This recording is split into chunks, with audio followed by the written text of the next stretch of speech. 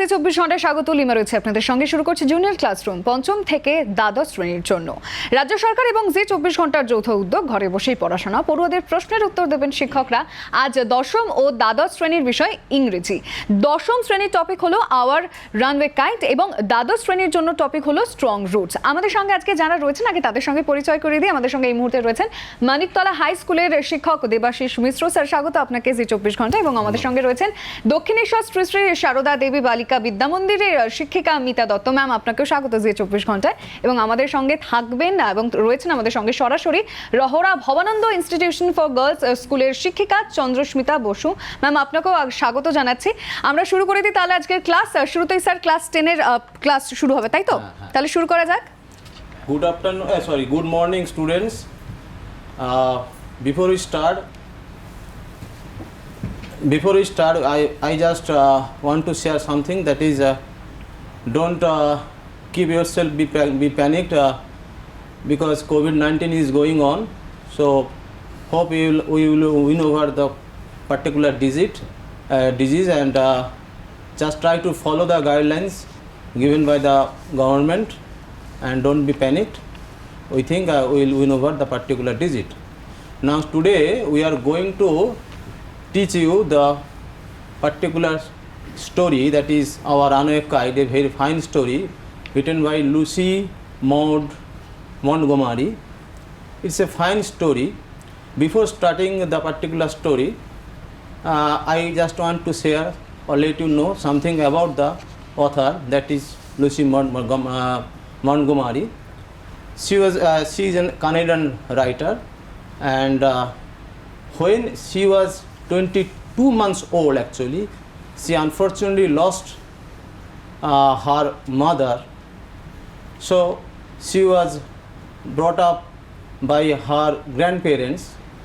So from the very early stage of her life, she actually spent her life alone, and this particular thinking is reflected in this particular story.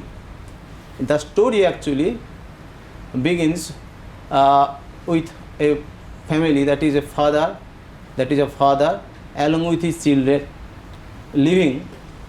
they are living in a isolated actually island called Big Half Moon Island.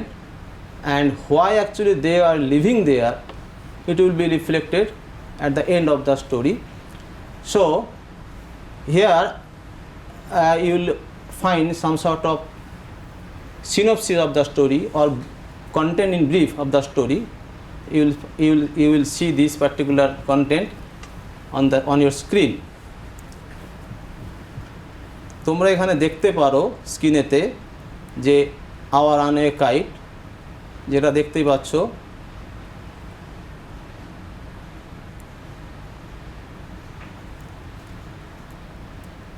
Runway kite, Lucy Maud Montgomery. একটা ছবি আছে যেটা তোমাদের text বইতেই আছে। তারপরে সিনোপসিসটা আমরা বলছি যে father was living with his 2 children, Claude and Philippa, actually on this particular Big Moon Island, and the children did not know actually what happened to their father. So during actually winter season, they had to shift from the main island, from the Big Half Moon Island to the main island, because that time the Big Half Moon Island was frozen. There the children used to play with the other children of the island. So naturally, when they came back during summer season to their island, they actually came to have the relation, and they also asked their father why they don't have the relation. যখন তাদের প্রশ্ন করে বাবাকে, বাবা আমাদের তো ওই মেনল্যান্ডে তো অনেক স্টুডেন্ট ছেলে মেয়েদের তো সব রিলেটিভ বা রিলেশান আছে, তা আমাদের রিলেশান নেই কেন? এই প্রশ্নটা করার সাথে সাথে ন্যাচারালি তখন দেখো এখানে যেই প্রশ্ন করছে, when father was asked about the relation, কিন্তু বাবা লুকড সরফুল। এটা হচ্ছে তখন চিলড্রেনরা বললো যখন বাবা looked sorrowful, so they would prefer not to ask any sort of question further. Okay, এরপরে তখন তারা যখন উইন্টার সিজনে যখন কাটে, যখন সামার সিজনে আসছে মেল আইল্যান্ডে, ইন দ্য মিন টাইম দুটো চিলড্রেন বিশেষ যে Claude actually learn the art of making kite from a boy on the island. এবং ক্লড এবং ফিলিপ দ্য ন্যারেটার অ্যাকচুয়ালি তারা ঠিক করলো যে তারা they decided to have kite flying. ঠিক আছে, সুতরাং এই যে কাইট ফ্লাইংটা তারা শিখ করলো, তখন তারা they made a huge kite red in colour, তারা তৈরি করলো কাইট। এবং আনফর্চুনেটলি যখন উইন্ডটা যখন ভালো ছিল, যখন কাইটটা ওড়াতে তারা চাইলো, তখন আনফর্চুনেটলি ফিলিপ্পা পড়ে গেল, tripped and fail over the rocks, এবং কাইটটা ছিঁড়ে গেল, দ্য কাইট ওয়াজ টর্ন। তখন তারা তাড়াতাড়ি, যাতে করে বিফোর দ্য উইন্ড ফেল, উইন্ডটা পড়ার আগে, তখন তারা তাড়াতাড়ি কী করলো, ওই হোলটাকে মেকআপ করার জন্য they patched up the hole of the kite. সামনে যারা বাড়ির সামনে যেটা পেয়েছে হাতে, দ্যাট ইজ দ্য লেটার, একটা পেলো পুরোনো লেটার, কার লেটার কী ব্যাপার জানে না ওরা, ওইটা দিয়ে তারা কাইটটাকে পেস্ট করলো। এবং ওই লেটারটা কিন্তু actually the same letter actually the aunt, ওদের মানে ওদের যে বাবার বোন আন্ট, এটা গল্পে পরে আমরা পাবো, লিখেছিলেন তার ভাইকে একটা সময়, কিন্তু তার ছেলেমেয়েরা জানতো না, ফিলিপ্পা বা ক্লড এরা জানতো না। যাই হোক, ওই অবস্থায় ঘুড়িটা উড়লো এবং ঘুড়িটা উড়তে উড়তে হঠাৎ করে দ্য কাইট ওয়াজ স্ন্যাপড, এবং কাইটটা উড়ে উড়ে sailed over to the mainland, over to the মেনল্যান্ডে চলে গেল। এবার তাদের যে পিসি, মানে বাবার যে বোন পিসি আন্ট ইস্তার, সে তার ছেলে মেয়েকে নিয়ে মানে ডিক অ্যান্ড মিমিকে নিয়ে বাস করছে অনেকটা দূরে। তা ওই কাইটটা তখন ছিঁড়তে দেখা গেল যেখানে থাকেন ওই অঞ্চলে একটা উঠছে জঙ্গলেতে, ওইখানটাতে একটা গাছে আটকে গেছে। তা যখন মিমি অ্যান্ড ডিক আন্ট ইস্তারের ছেলে মেয়ে যখন তারা একদম যারা ঘুরছিলেন, ঘুরতে when they were inside the woods, they found the kite stick to the top of the tree. তখন তারা কি করলো, তারা কাইটটাকে নিয়ে এলো। হ্যাঁ, তখন কাইটটাকে যখন নিয়ে এলো, তখন কাইটটা বাড়িতে আনার পরে কাইটেতে চিঠিটা ছিল, ওটা দেখার পরে দেখতে পাচ্ছ and read the letter and recognised her nephew and niece, মানে তার ভাইজি দ্যাট ইজ ক্লড আর ফিলিপ্পাকে চিনতে পারলো এবং বুঝতে পারলো যে তার ভাই বেঁচে আছে। এইটা শোনার পর তখন দেখবে তোমাদের টেক্সট বুকে আছে, তখন সি টার্ন পেল, এই কথাটা আছে। তখন ওই আন্ট ইস্তারের মুখটা ফ্যাকাশে বা বিবর্ণ হয়ে গেল, টার্নটা পেল কেন? টার্নটা পেল কিছুই কারণ নয়, টার্নটা পেল কারণ যে সে ভেবেছিলেন ম্যাডাম, মানে ওই কাকিমা আন্ট ইস্তার ভেবেছিল যে তার ভাই মনে নেই পৃথিবীতে বা খুঁজে পাওয়া যাবে না, যে কোনো একটা ভেবেছিল।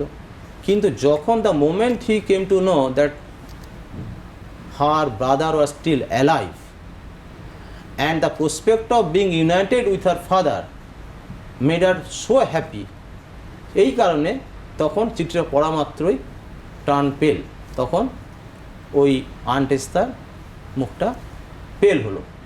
তখন তার আন্ট ইস্তার কী করলো, চিঠিটা তার ভাইকে লিখলো।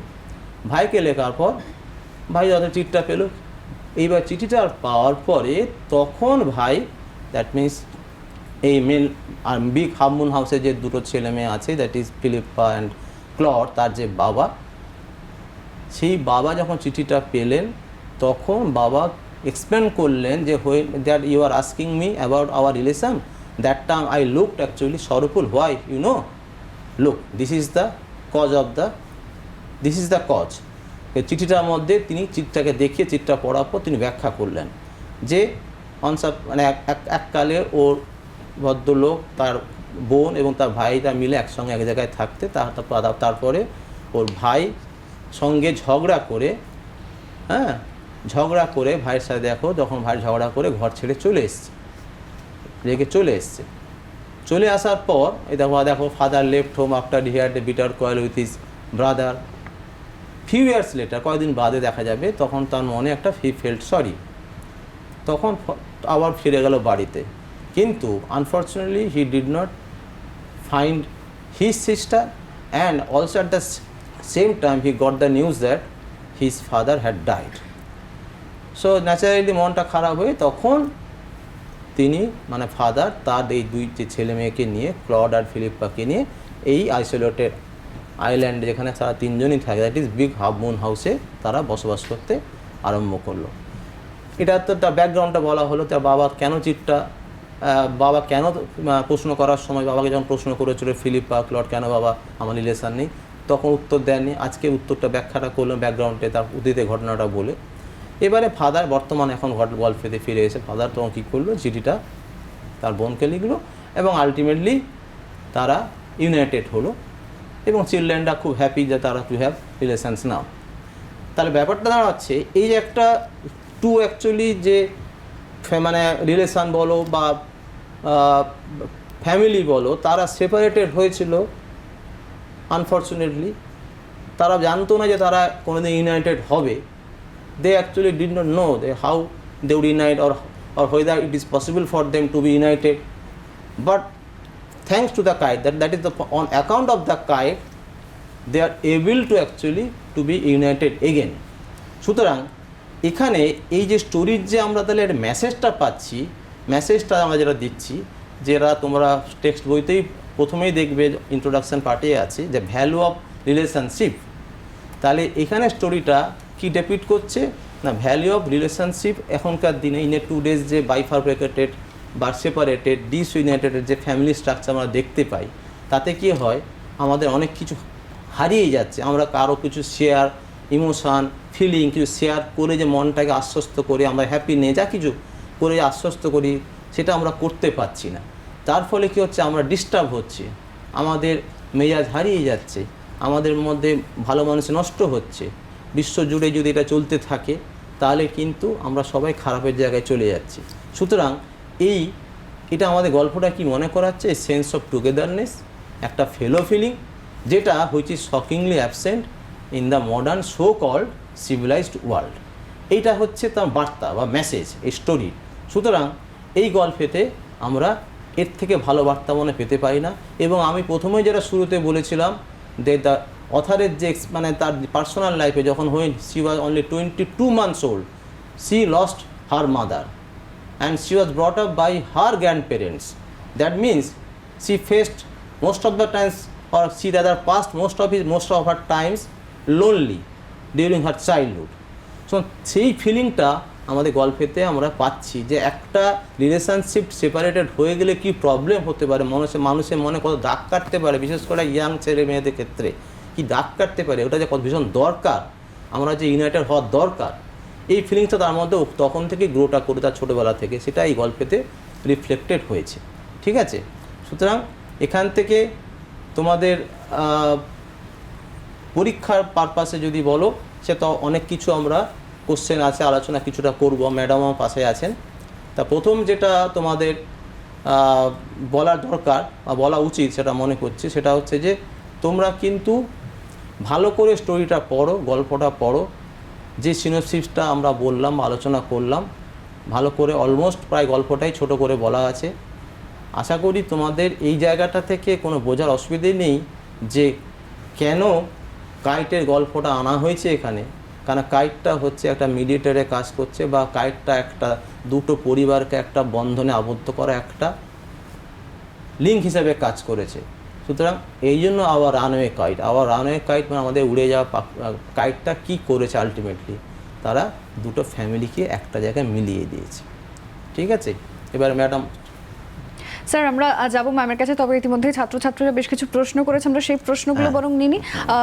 আপনি যদি প্রথম প্রশ্নটা একটু ছাত্রছাত্রীদের দেখান যারা পড়ুয়ারা এই মুহূর্তে দেখছেন, তবে আমরা প্রথম প্রশ্নটা জানিয়ে রাখছি, তোমাদের করাই প্রশ্ন, আমরা সেটাই দেখে নেব। What was the role of the kite and fulfilling the wish of the narrator to have relations? আমরা এই প্রশ্নের উত্তরটা স্যার যদি আগে নিয়ে নিই। আচ্ছা, এখানে কোশ্চেনটা তোমরা দেখতে পাচ্ছ, এখানে দেখাচ্ছি। এটা হচ্ছে দেখো কোশ্চেনটা করেছে Fahim Hossain Khan, what was the role of the kite in fulfilling the wish of the narrator to have relations? এখানে কাইটের রোলটা হচ্ছে ভীষণ গুরুত্বপূর্ণ। Definitely the role of the kite was positive one, because মানে it's a kind of symbol, symbol for happiness, symbol for sir যদি স্ক্রিনে click করে একটু প্রশ্নটা পড়ুয়াদের দেখানো যায় তাদের তাহলে আচ্ছা। একটু সুবিধা হয় তাদের। স্ক্রিনটা তো দেখিয়েছি। আচ্ছা আচ্ছা,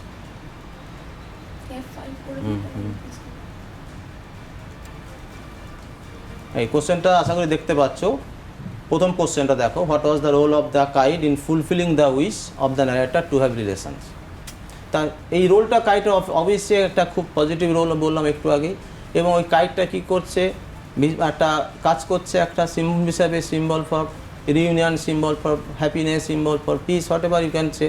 কারণ এই কাইটটা আছে বলে দুটো ফ্যামিলি ইউনাইটেড হয়েছে। আজকে যে বাইফার্কেটেড ফ্যামিলি বা সেপারেটেড ফ্যামিলি আমরা বিশ্বজুড়ে দেখছি, এখানে আমরা বার্তা যাচ্ছে যে এই ফ্যামিলিটা কখনোই বা কোনো ফ্যামিলি সেপারেটেড বা রিলেশনটা মানে রিলেশনশিপ বা কোনো রিলেশন বা কোনো রিলেটিভস সেপারেট হওয়াটা কত দুঃখজনক, কত অসুবিধা হতে পারে, আমাদের শান্তি বিঘ্নিত হতে পারে। একটা ছোট পরিবার থেকে স্যার একটা বড় জায়গা থেকে স্যার বিশ্বজুড়ে হতে পারে। সুতরাং কাইটটা এখানে ভীষণভাবে একটা সিম্বল অফ, আবার বলছি, হ্যাপিনেস বা peace, whatever you can say. এবং এই কাইটটা হচ্ছে একটা ভীষণভাবে একটা আমাদের কাছে লিঙ্ক হিসেবে কাজ করেছে দুটো পরিবারকে একসঙ্গে রিউনাইটেড করার জন্য। সুতরাং এটাই হচ্ছে রোল কাইটের। আচ্ছা, আমি একটু কি এখানে অ্যাড করতে একদম। পারি? এখানে প্রশ্নটাতে আছে যে উইশ অফ দ্য ন্যারেটর, এখানে ন্যারেটর হলো ফিলিপা লিটি, অর্থাৎ ওরা দুই ভাই বোন ছিল। ফিলিপা হলো বোন, 11 বছর যার বয়স, তো সেই ন্যারেটর, সেই এখানে গল্পটা বলছে। তো আমরা তোমরা বইটা যদি তোমাদের সামনে থাকে ইউনিট 1-এর শেষের দিকে দেখবে ওদের সব সময় মনে হতো যে আমাদের কেন কোনো রিলেশন নেই। ওরা মেনল্যান্ডে যখন উইন্টারে চলে যেত তখন দেখতো যে ওদের বন্ধুদের সকলের রিলেশন আছে। তো সেইখানে এই যে ন্যারেটরের যে উইশ বলছে, ফিলিপার যে উইশ যে আমাদেরও কিছু রিলেশন থাকুক অন্য নর্মাল বাচ্চাদের মতো, সেই উইশটা কিন্তু ফুলফিলড হলো কাইটটা যখন দুটো ফ্যামিলিকে ইউনাইটেড করলো। বেশ, আমরা একটা প্রশ্নের উত্তর একদম ভালো করে আশা করি পড়ুয়ারা বুঝতে পেরেছে। তার আগে স্যার এবং ম্যাম আমরা দ্বিতীয় প্রশ্নের দিকে একটু দেখে নিই। আমরা দ্বিতীয় প্রশ্ন তোমরা কি করেছো সেদিকে একটু নজর রাখি। স্যার যদি একটু দ্বিতীয় প্রশ্নটা দেখান। দ্বিতীয় প্রশ্ন যেটা এসছে, the funny part use to be that people always pitied us when. এই কোটের প্রশ্নটা হলো, why did the speaker find the thing funny. এটা তোমাদের প্রশ্ন, আমরা প্রশ্নটা একবার দেখে নেব। তবে তার আগে এই প্রশ্নের উত্তরটা আমরা নেব Rahara Bhabananda institution for girls স্কুলের শিক্ষিকা চন্দ্রস্মিতা বাসু, তার থেকে এই প্রশ্নের উত্তরটা নিয়ে নেব। Ma'am please. The speaker is the author of the story Our Runaway Kite by Lucy Maud Montgomery, a Canadian author. In the story, the author and Claude, two children, used to live with their father on Big Half Moon, an isolated island. They had no other children to play with. In winter, they went to mainland, and with the advent of spring they returned to Big Half Moon. And when their time to return come, people used to take pity on them and said that they must be very lonely, very lonesome, very dejected, as they don't have any other friends or companions to play with on Big Half Moon. And this seemed to be funny to the author. Why? Because firstly, they had already learned to be with each other, to play with each other. They are accustomed to get joy and happiness as much as possible by playing with each other only. And secondly, it is true that it would be better if they had other companions. There are some games like Pirate Caves and others which cannot be played only with two.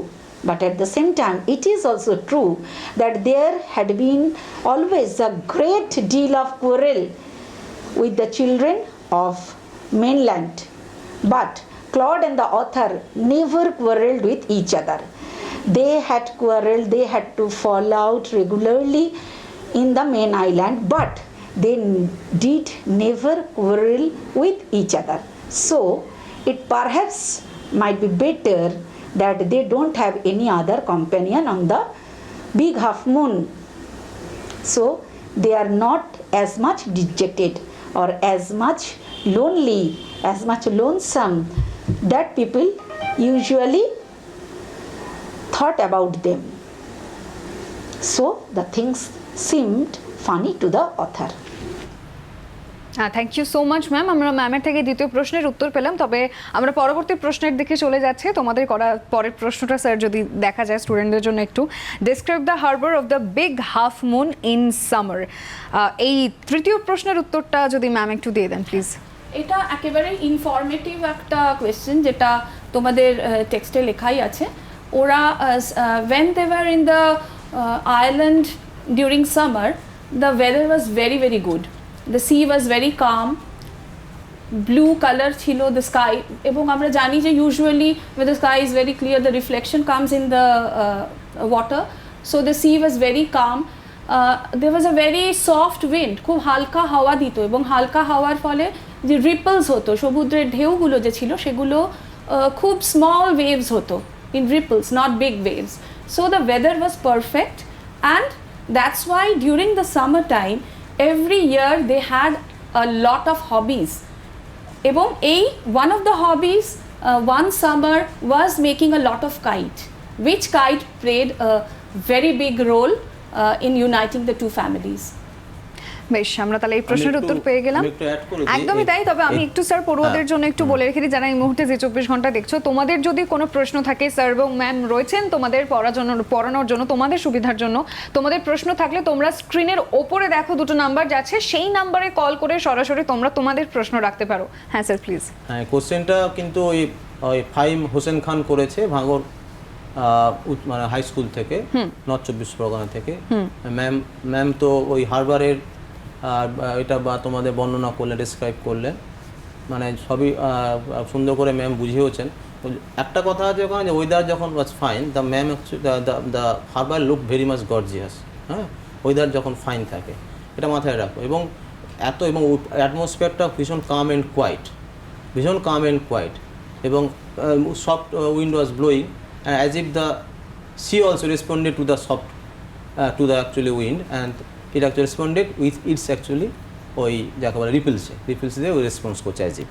ঠিক আছে বেশ ma'am, আমি একটু আপনার কাছে আসছি। যার the runway kite, যখন দ্য রানওয়ে কাইট পড়বে ছাত্রছাত্রীরা, তখন তাদের জন্য যদি কিছু টিপস দেন, মানে তারা কি কোন কোন বিষয়গুলো বেশি করে মাথায় রাখবে এবং কোন কোন লাইনগুলোর উপর বেশি একটু ফোকাস করবে, একটু যদি বলেন ছাত্রছাত্রীদের জন্য। হ্যাঁ, এটা ভীষণ একটা this is a very sweet story of reunion between two families, এবং এখানে we are seeing the value of relationships, the value of relationship. যখন ক্লড আর ফিলিপা আলাদা ছিল, লোনসাম ছিল, তখন কিন্তু they had a wish always that we want to be with more friends, we want to have relationships, কিন্তু at the same time they adjusted to their life. এটা তোমরা খানিকটা হয়তো বুঝতে পারবে এখন, বিকজ তোমরা স্কুল সিচুয়েশন থেকে বাইরে, you are not in contact with your friends, তোমরা খানিকটা এই ব্যাপারটা বুঝতে পারবে what it is to think that yes we have relations but not getting connected to them. এখন তোমাদের এই অবস্থায়, you have friends, you have relations, we have our school, but আমরা কিন্তু ওখানে গিয়ে কানেক্ট করতে পারছি না। সো এখানে স্টোরিটাতে অফকোর্স কিছু কিছু লাইন আছে ভেরি ইম্পর্টেন্ট, যেখানে আই হোপ তোমরা বইটা সামনে খুলে রেখেছো। It is on account of the kite that there are more of us. এখানে স্টোরিটা কিন্তু বিগিন করেছে যে আমরা জাস্ট তিনজন আছি, বাবা, আমি অর্থাৎ নারেটর ফিলিপা অ্যান্ড ক্লড, এবং gradually it is for the kite যে ওরা ইউনাইটেড হয়েছে। So this line is very important, এটা তোমাদের সেকেন্ড প্যারাগ্রাফে আছে ইউনিট 1-এর। It is all on account of the kite that there are more of আস।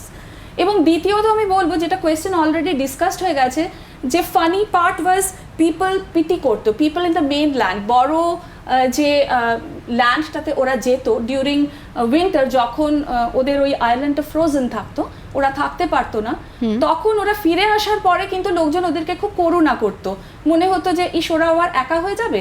তো দিস ফানি ফিলিং, ওরা অ্যাকচুয়ালি তো ওদের এটা খুব ফানি লাগতো যে অ্যাকচুয়ালি তো আমরা ভালো আছি, বিকজ মেন ল্যান্ডে গিয়ে আমাদের অন্যদের সঙ্গে ঝগড়া হয়, এখানে আমরা সুন্দর নিজেদের মতো আছি। কিন্তু অন দ্য কন্ট্রারি ওদের আবার এটাও মনে হতো যে কিছু কিছু গেমস খেলার জন্য আমার তো লোকজন দরকার।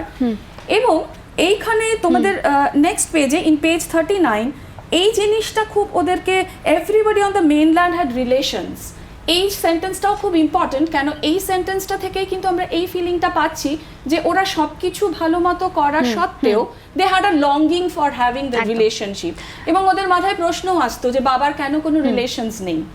এবং ম্যাম আমরা ক্লাস 10 এর ক্লাসটা এখানে আপাতত শেষের দিকে সময় চলে এসেছে, তো আমরা এবার একটু অ্যাসাইনমেন্টের দিকে আমরা নজর রাখি। অ্যাসাইনমেন্টটা দিচ্ছি, তার আগে একটু বোর্ডে একটু খালি 1 মিনিট নিতে পারি বোর্ডে? হ্যাঁ একদম স্যার, আমাদের সময় একদম কম, আমরা অ্যাসাইনমেন্টে যাবো একদম সংক্ষেপে। আমরা আচ্ছা আমি সংক্ষেপে বলছি, বোর্ডটা দেখো, তোমাদের মোটামুটি অনেক রকমের কোশ্চেন মধ্যে কমপ্লিট দ্য ফলোয়িং সেন্টেন্স থাকে, যেটা তোমার collecting the information from the text থাকে। তোমরা দেখো একটা লিখেছি, father size looked as if he had been crying when he, ধরো এটা আছে, এবার had finish reading the letter. এটা হয়তো তোমার গল্পটা পড়লে হয়তো এক্স্যাক্টলি লাইনটা নেই, কিন্তু তোমাকে জিনিসটা পড়ে তখন তোমাকে কিন্তু এইটা ফিল আপ করতে হবে ঠিক তথ্য অনুযায়ী। আর ট্রু ফলসের ক্ষেত্রে যেটা আমার বলার আছে ভীষণভাবে ইম্পর্টেন্ট, ট্রু ফলসের ক্ষেত্রে যখন আমি এখানে যে ফলস লিখেছি বা যদি ট্রু হতো, ডোন্ট রাইট দিস ওয়ে বা দিস প্যাটার্ন, এই প্যাটার্নে কখনো লিখবে না, তাহলে কিন্তু পুরো ভুল হবে। ট্রু ফলসের সেন্টেন্সটা পড়বে, যদি ট্রু হয় বা ফলস হয় পরিষ্কার করে লেখো, এবং এটা যদি ঠিক হয়, মানে যদি ট্রু ফলস যদি কারেক্ট হয় তবেই কিন্তু সাপোর্টিং স্টেটমেন্ট দেখা হবে, আদারওয়াইজ সাপোর্টিং স্টেটমেন্ট দেখা হবে না, এটা মাথায় রেখো। সুতরাং ইট ইজ ভেরি ভাইটাল, এটাকে তোমাকে ঠিক করতে হবে, তারপরে সাপোর্টিং স্টেটমেন্ট। আরেকটা অপশান আছে স্টেটমেন্ট আর রিজনে থাকে। স্টেটমেন্ট রিজনে তোমার বা এখানে অনেক সময় স্টেটমেন্ট থাকে বা ইফেক্টও থাকে। এই স্টেটমেন্টের ক্ষেত্রে তোমাকে ধরো রিজন দেওয়া আছে, স্টেটমেন্ট লিখতে হবে। ধরো ফর এক্সাম্পল তোমাকে স্টেটমেন্ট দেওয়া আছে বা রিজন দেওয়া আছে, ধরো এই বয় on the mainland showed Claude how to make kites, এই রিজনেতে কোন ইফেক্টে রিজনটা হলো তোমাকে তখন লিখতে হবে back on the island both Claude and Philippa made land. এটা কিন্তু তোমাকে ভালো করে বইটা টেক্সটটা পড়তে হবে, এই জন্য বললাম। স্যার এবার আমরা একটু অ্যাসাইনমেন্ট থেকে নজর রাখি। এবার আমরা একটু অ্যাসাইনমেন্টে যাচ্ছি। এটা হচ্ছে দেখো তোমাদের স্ক্রিনে তোমরা দেখতে পারবে, অ্যাসাইনমেন্ট হচ্ছে how did Claude and the narrator play once they were back on the big half moon island. এটা হচ্ছে ফার্স্ট, আবার রিপিট করছি, how did Claude and the narrator play once they were back on the big half moon island. আর সেকেন্ডটা হচ্ছে why did আন্ডারস্টার turn পেল। বেশ, আমরা দেখে নিলাম ক্লাস 10 এর জন্য কি কি অ্যাসাইনমেন্ট রয়েছে। ক্লাস 10 পড়ালেন স্যার, এবার আমরা নজর রাখবো ছোট বিরতির পর ক্লাস 12 এর দিকে। স্ট্রং রুটস পড়াবেন ম্যাম। একসঙ্গে থাকো যারা দ্বাদশ শ্রেণীর ছাত্রছাত্রীরা, কোথাও যেও না, সঙ্গে থাকো, দেখতে থাকো junior classroom.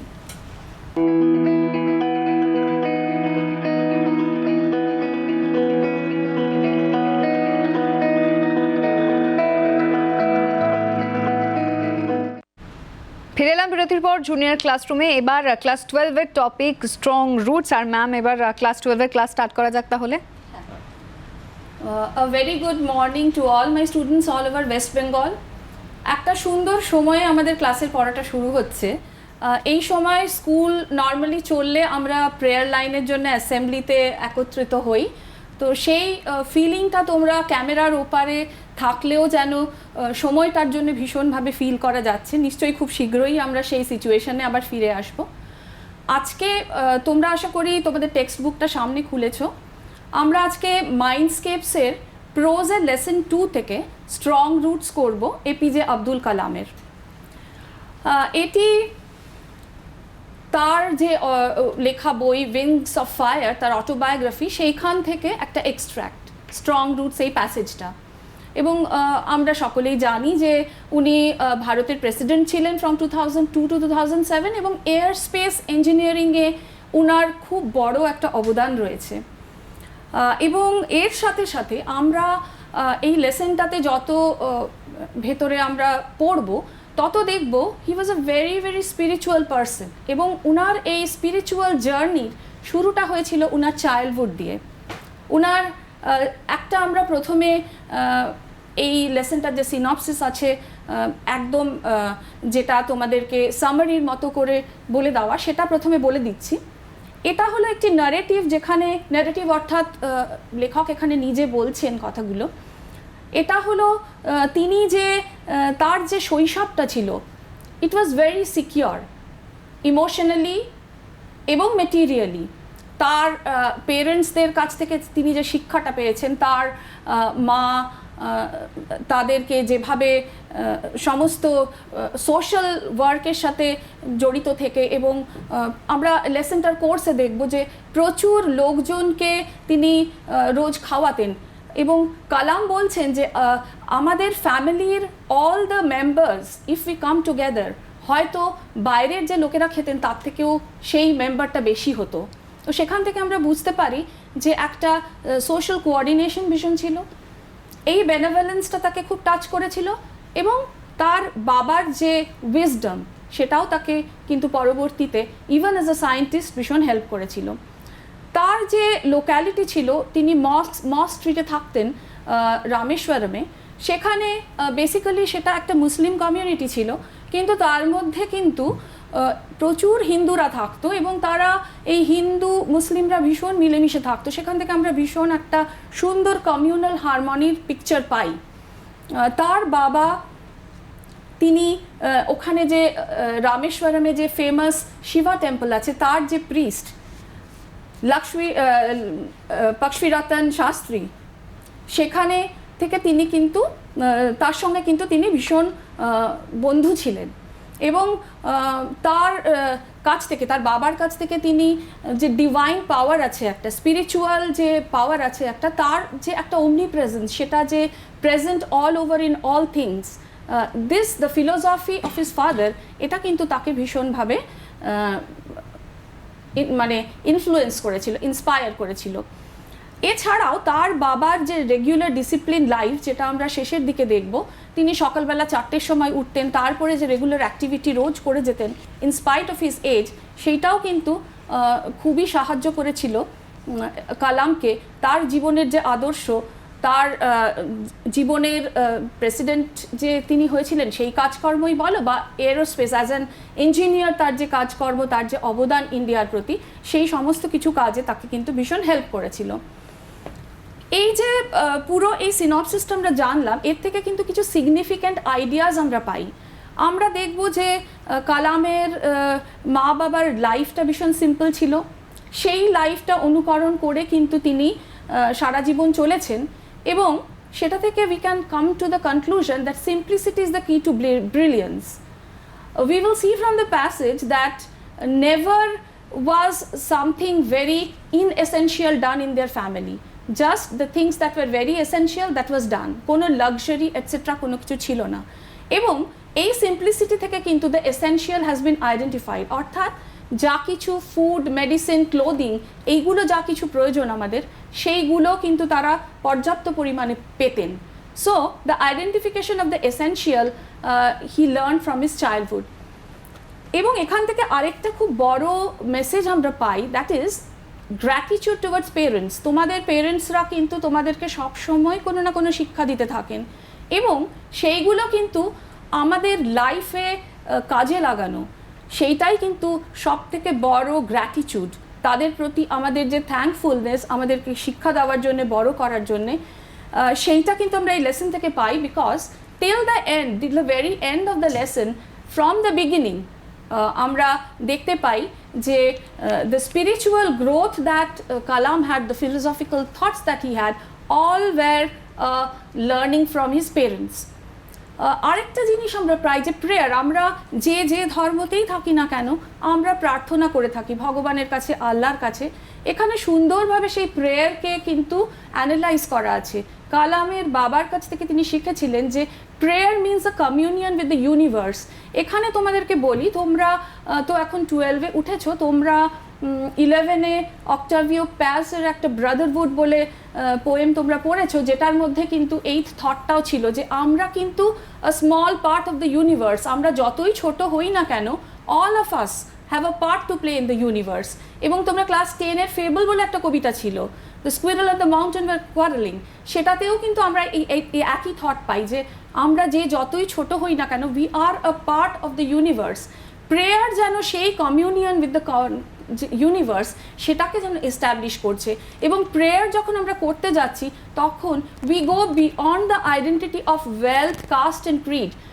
We may belong to any caste, we may have any concept in life, we may have many wealth, much of wealth, we may not have wealth, but when we go and stand in front of God, Allah, or with whoever is concerned, তখন কিন্তু আমরা সব চাইতে যাই। So there we are all one, এই একটা message আমরা পাই। এছাড়াও আরেকটা খুব বড় জিনিস যেটা অ্যাডভার্স সিচুয়েশন, প্রতিকূলতা কিন্তু আমাদেরকে শিক্ষা দেয় এবং প্রতিকূলতা থেকে কিন্তু আমরা নিজেদের ভেতরকার যে জিনিসগুলো রয়েছে সেগুলোকে অ্যানালাইজ করতে পারি, সেগুলোকে কাল্টিভেট করতে পারি।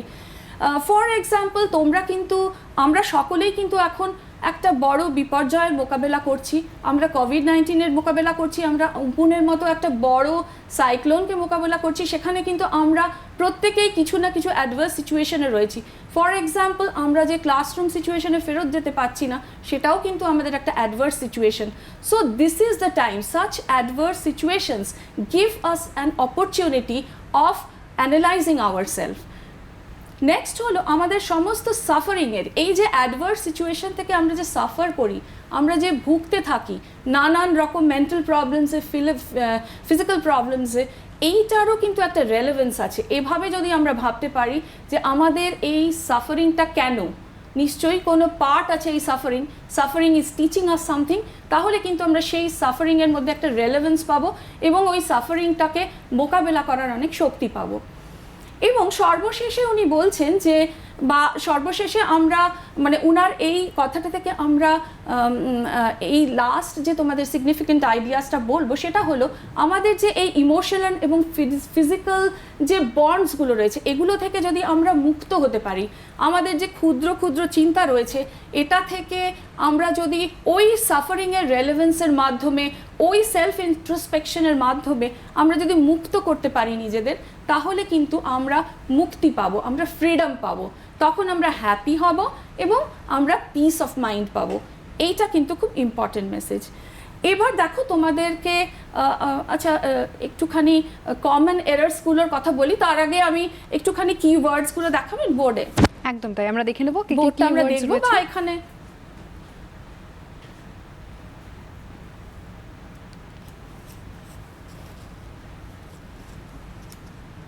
হ্যাঁ ম্যাম, আমরা একটু বোর্ডটা দেখাচ্ছি। ফোকাস করবেন কি? হ্যাঁ ম্যাম, করা আছে ম্যাম, করা আছে, আপনি বলতে পারেন। আচ্ছা, এখানে আমরা বোর্ডে দেখব কিছু কিওয়ার্ডস রয়েছে। ওদের বোর্ডের হ্যান্ডরাইটিংটা ইলিজিবল রাখলে এই স্লাইডটাও আমি দেখাচ্ছি, ওটা একদম। প্রজেক্ট করতে পারে। তাহলে আমরা স্লাইডটাই এখানে- দেখাবো। হ্যাঁ, স্লাইডটা একটু দেখালে ভালো হয়। এখানে কিছু ওয়ার্ডস আছে, আ ডজন ওয়ার্ডস। এগুলো যদি তোমরা মনে রাখো, তাহলে কিন্তু তোমরা পুরো চ্যাপ্টারটা অনেক সহজে মনে রাখতে পারবে। এইগুলো মোটামুটি সাজানো আছে একদম যেমন যেমন প্যাসেজে আছে। ইনেট উইজডম, এই শব্দটা তোমরা পাবে। জেনারসিটি অফ স্পিরিট, এই দুটো শব্দ দিয়ে কিন্তু কালাম তার বাবাকে ডিসক্রাইব করছেন, যেগুলো থেকে তিনি ভীষণভাবে ইন্সপায়ার্ড হয়েছেন। তার যে উইজডম, তাদের কিন্তু অনেক বেশি ওয়েলথ ছিল না, তারা রিচ ছিলেন না, এবং অনেক যে ডিগ্রির নলেজ ছিল তা না, কিন্তু ভেতরকার যে উইজডম ছিল সেটা থেকে অনেক কিছু শিখেছেন তিনি। আইডিয়াল হেল্পমেট, এটা আশিয়া মা তার মাকে ডিসক্রাইব করছে। তার বাবার যে সমস্ত অ্যাক্টিভিটি ছিল সেগুলো ওদেরকে আইডিয়াল কাপল বলা হতো। তার কিন্তু সমস্তভাবে যে সাপোর্ট দেওয়া দরকার, আইডিয়াল হেল্পমেট কিন্তু আশিয়া মা অর্থাৎ কালামের মাকে ডিসক্রাইব করছেন। অস্টার অর্থাৎ স্ট্রিক্ট, তোমাদেরকে আমি একটু আগেই বললাম যে এসেনশিয়াল জিনিসগুলো তারা কিন্তু সমস্ত পেতেন, কিন্তু ইনএসেনশিয়ালগুলো কিন্তু একেবারে তিনি কখনোই অ্যালাউ করতেন না। তো সেই অস্টারিটিটা ডিসক্রাইব করছে। লিভিং অ্যামিকেবলি, তারপরে তোমরা যদি লিভিং অ্যামিকেবলির যে একদম একই সঙ্গে পিসফুলি থাকছে, এটা কিন্তু তার যে এনভায়রনমেন্টটা ছিল যেখানে তিনি থাকতেন, তার যে পাড়াটা ছিল, ওখানে হিন্দু মুসলিমের যে একত্রে থাকা, ভীষণ ভালোবেসে থাকা, সেইটাকে ডিসক্রাইব করছে। তারপরে আছে relevance of prayer and suffering, অর্থাৎ প্রেয়ারের রেলেভেন্স কি? প্রেয়ারে আমরা সকলে এক হয়ে যাই, আমাদের চাওয়াগুলো সব আমাদেরকে এক করে দেয়, ইররেসপেক্টিভ অফ আমরা কোথায় বিলং করছি। এবং সাফারিংয়ের ক্ষেত্রেও তাই, আমরা যখন সাফার করছি তখন যা কিছু কষ্ট আমাদের হচ্ছে সেটা কেন হচ্ছে আমরা অ্যানালাইজ করলে হয়তো আমাদের কষ্টটা অনেক কম হয়ে যায়, এবং সেই কষ্টটা থেকে কিন্তু আমরা একটা লার্নিং প্রসেসে চলে যাই। নেক্সট হচ্ছে ইন্ট্রোস্পেকশন অ্যান্ড অ্যাডভার্সিটি, অর্থাৎ অ্যাডভার্সিটি আমাদেরকে কিন্তু ইন্ট্রোস্পেকশন করতে, এই দুটো ভীষণই রিলেটেড। এবং তোমরা দেখবে এই পরপর যে সাজানো আছে জিনিসগুলো, সেইগুলো একটা thought leads to the other. এবং এই অ্যাডভার্সিটি যখন হয় আমাদের ইন্ট্রোস্পেকশন করতে গিয়ে, তোমাদের এখানে দেখো পেজ 49-এ প্রথম যে প্যারাগ্রাফটা আছে তার শেষে একটা লাইন আছে, প্যারাগ্রাফের শেষে আছে ভিশনের কথা বলা হচ্ছে। One must understand the difference between a fear ridden vision of destiny and the vision that enables us to seek the enemy of fulfillment within ourselves. এইটা খুব ইম্পর্টেন্ট। এখানে ইম্পাস কথাটা এখানে আসছে।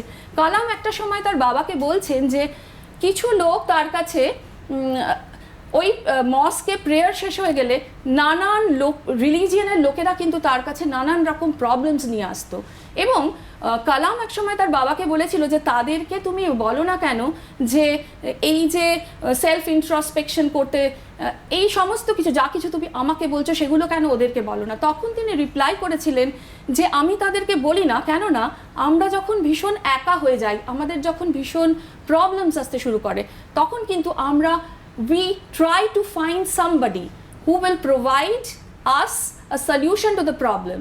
So I am that solution. People think I am that solution, and people think that if they come and tell me, I will go and communicate it to God or Allah. So I am a mediator. তাদের ওটা piece of mind হয়, কিন্তু এটা কিন্তু সবসময় ঠিক process নয়, সেটাও তিনি বলছেন।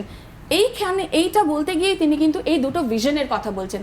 একটা ভিশন কি, সেই ভিশনটা যেটা আমাদেরকে ফিয়ার ইন আওয়ার মাইন্ড, আমরা যা কিছু খারাপ হচ্ছে, যা কিছু অ্যাডভার্স হচ্ছে, উই থিঙ্ক যে it is because of our fate, resignation to fate, সেই ভিশনটা যেন আমাদের না থাকে। আরেকটা ভিশন কি, আরেকটা ভিশন দিয়ে আমরা যেন সেই জিনিসটা দেখতে পাই যেটা আমাদের যে ফুলফিলমেন্ট আছে, ফুলফিলমেন্ট অর্থাৎ আমাদের এক একজনের কাছে ফুলফিলমেন্টের কনসেপ্ট এক এক রকম।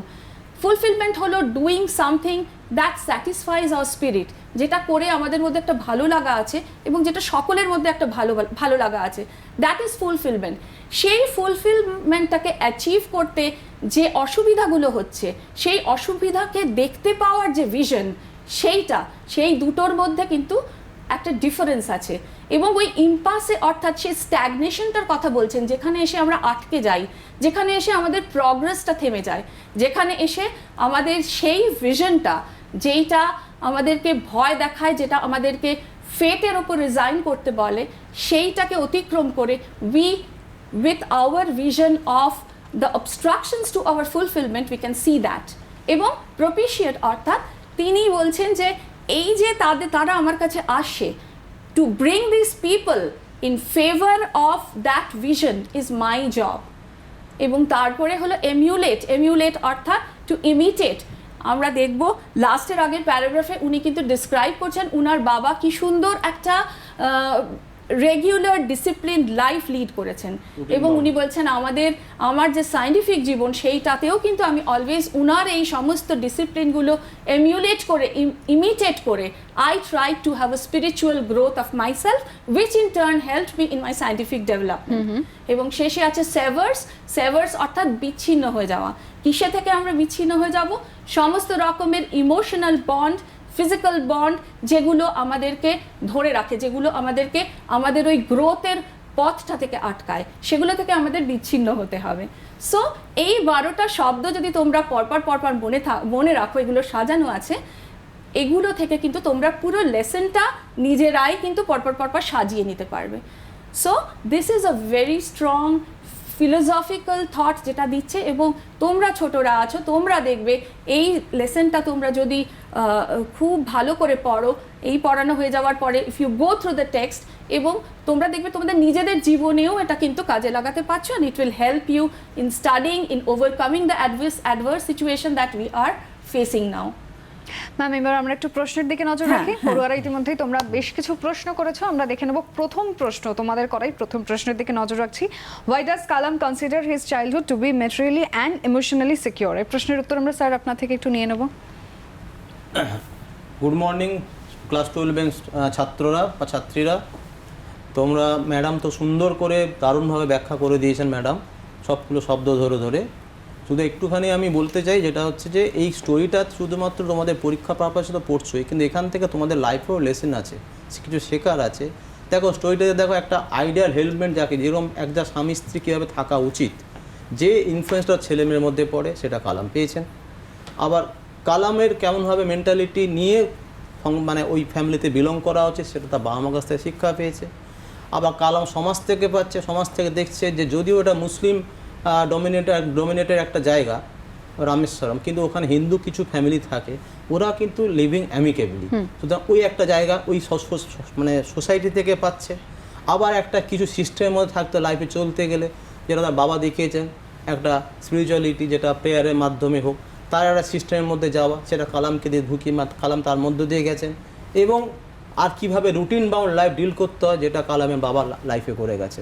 সুতরাং প্রত্যেকটা তোমাদের কাছে শিক্ষণীয়, যেটা এগুলা গল্পের ক্ষেত্রে যেরকম আছে, পড়ার ক্ষেত্রে তোমাদের কাজে লাগছে, তোমাদের লাইফের ক্ষেত্রেও কাজে লাগছে। যেটা ম্যাডাম বলছিলেন যে আমরা বিভিন্ন অ্যাডভান্স সিচুয়েশনের মধ্যে আজ কী করে আমরা পেরোবো, আমার মনে হয় এই গল্পটা তোমাদের কাছে বেস্ট এক্সাম্পল যে কীভাবে তোমরা পেরোবে।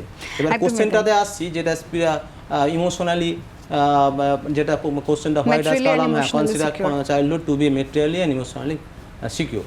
সুতরাং মেটেরিয়ালি এবং ইমোশনালি সিকিউর। মেটেরিয়ালি তোমরা কালামের বাড়িতে যে বড় হয়ে ওঠা, তার বাবা ইনএসেন্সিয়াল মানে যেগুলো কমফোর্টটাকে যদি অ্যাভয়েড করতেন, কিন্তু সব কিছু প্রোভাইড করতেন হোয়াট এভার কালাম অ্যাকচুয়ালি বা হিজ মানে হিজ ফাদার্স চাইল্ড বা Kalam's brother or sister actually demanded, তারা সব ফুলফিল করতেন। সুতরাং সেই জায়গাটা ছিল। আর ইমোশনালি জায়গাটা, যে অ্যাফেকশনটা তিনি পাচ্ছেন কালাম তার পরিবার থেকে, সেই অ্যাফেকশানটা তাকে পরবর্তী ক্ষেত্রে লাইফেতে তার ক্যারেক্টার মোল্ড করতে, তার অ্যাটিটিউড মোল্ড করতে খুব সাহায্য করেছে। এটা হিউজ একটা ব্যাপার। সুতরাং তার মেটেরিয়ালের দিক থেকে কোনো প্রবলেম হয়নি, সব কিছু তিনি পেয়েছেন। ইমোশনাল জায়গা থেকে সেন্টিমেন্ট যাই হোক, ভালোবাসা, স্নেহ, যা কিছু বলো না কেন, ওটার থেকেও তিনি বঞ্চিত হননি। সবলে দুই দিক থেকে কালামের চাইল্ডহুডটা সিকিউর ছিল। বেশ, আমাদের সময় একদম শেষের দিকে, আমরা শেষ প্রশ্নটা নিয়ে নেবো। ম্যাম, আপনার কাছে যাবো শেষ প্রশ্নটা নিয়ে। Can APJ Abdul Kalam be called a spiritual man? একদম সংক্ষেপে এই প্রশ্নের উত্তরটা কি নেব? ডেফিনেটলি এটা he is a spiritual man, because তোমাদেরকে আমি বোঝানোর সময় কিওয়ার্ডস দিয়েও যখন অল থ্রু দ্য প্যাসেজ সমস্ত যে ডেসক্রিপশনগুলো বললাম সেইগুলো কিন্তু প্রুভ করে যে হি ইজ আ স্পিরিচুয়াল ম্যান। তাই জন্যই ও প্রেয়ারের রেলেভেন্স, ওর কিছু প্রশ্ন হতো, উনি যা অ্যাক্টিভিটিস দেখতেন যেগুলো চলতো, he question those and all the answers that he got from his father that I already discuss proves that he is a spiritual man. আমি আবার করে রিপিট করছি না, because we have some common errors and remedies to discuss, যেগুলো ওদের পরীক্ষার ক্ষেত্রে কাজে লাগবে। So can we go to that? Ma'am, আমাদের সময় আজকে একদম শেষের দিকে। আপাতত আজকে অনেক ধন্যবাদ। আশা করি দশম এবং দ্বাদশ শ্রেণীর পড়ুয়াদের আজকে অনেকটাই উপকার হচ্ছে। আমরা একটু অ্যাসাইনমেন্টটা এক ঝলকে দেখে নেব। ম্যাম, অ্যাসাইনমেন্টে যদি অ্যাসাইনমেন্টে কোয়েশ্চেন তো আছেই ওখানে উপরে। Mine was a very secure childhood. Who is the speaker? Where does the why does he speak? Where does he speak so? Why did he feel so? Second question হলো, what picture of communal harmony is seen in the passage? বেশ, আমরা দেখে নিলাম দ্বাদশ শ্রেণীর জন্য কি assignment রয়েছে। Adversity always presents opportunities for introspection. Who is the speaker? What is meant by adversity here? What is the context of the quoted line? What does the author narrate about his father? Spiritual, daily activities. How can one attain freedom, happiness and peace of mind? এটা ওদের home assignment. বেশ, আমরা assignment দেখে নিয়েছি। Ma'am, অনেক ধন্যবাদ। Sir, আপনাকে অনেক ধন্যবাদ। আপনাদের জন্য পড়ুয়ারা অনেকটা এগিয়ে যেতে পেরেছে, আশা করা যায় পড়ুয়াদের অনেকটা উপকার হয়েছে। আর আমাদের আজকে সময় যেহেতু খুব কম থাকে, তোমরা যে সকল প্রশ্নের উত্তর না তোমাদের করে প্রশ্নের উত্তর পাওনি, তোমরা সেই সকল প্রশ্নের উত্তর পেয়ে যাবে banglashiksha.gov.in এই ওয়েবসাইটে গেলে। এবং অবশ্যই আগামীকালের বিষয় কি সেটা তোমাদের জানিয়ে রাখছে। আগামীকাল দশম শ্রেণীর বিষয় ইতিহাস এবং টপিক হলো বিংশ শতাব্দীর বাম আন্দোলনের সময় কৃষক ও শ্রমিক শ্রেণীর বৈশিষ্ট্য এবং চরিত্র, এটা দশম শ্রেণীর টপিক। এবং দ্বাদশ শ্রেণীর বিষয় হলো সোশিওলজি, সমাজবিদ্যা, এবং টপিক হলো সোশিওলজি ইন ইন্ডিয়া। তোমরা আগে থেকে প্রশ্ন করতে পারো এই বিষয়গুলো নিয়ে। হোয়াটসঅ্যাপ নাম্বারটা প্লিজ নোট ডাউন করে নাও, 9434324078। এছাড়াও মেল করতে পারো তোমরা grclassroom2020@gmail.com। আজকের মতো জুনিয়র ক্লাসরুম এখানেই শেষ করলাম, আবার দেখা হবে কাল, সঙ্গে থেকে।